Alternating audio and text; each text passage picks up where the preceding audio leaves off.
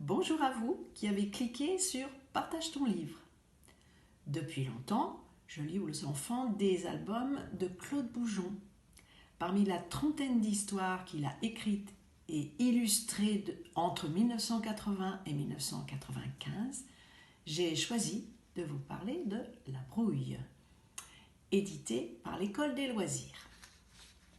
Claude Boujon, qui est né en 1930 et a milité pour un monde meilleur, raconte ici une histoire de voisins qui ne se supportent plus, qui se disputent, qui se battent, qui construisent un mur pour ne plus se voir. Les enfants connaissent les problèmes de voisinage, ça leur parle.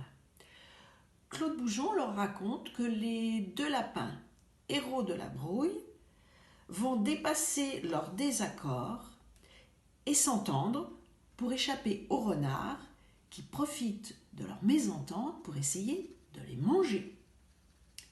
Rien ne sert la dispute et la solidarité est la seule solution face au danger.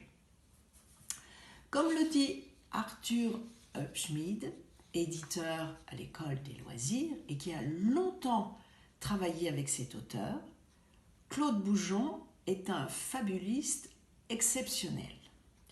Il a tiré de sa technique de la bande dessinée utilisée dans Pif Magazine son style de dessin simple, expressif, qui concentre une idée par image.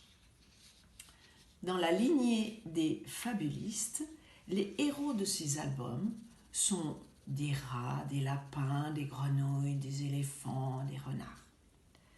La lecture de La Brouille est aisée.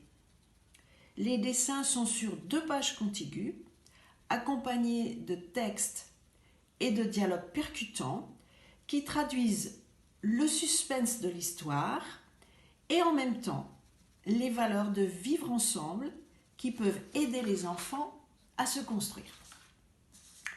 Pour vous présenter La Brouille, j'ai un peu découvert qui écrivait et illustrait ces albums dans son atelier de peintre, de sculpteur, d'illustrateur d'affiches et de créateur de marionnettes.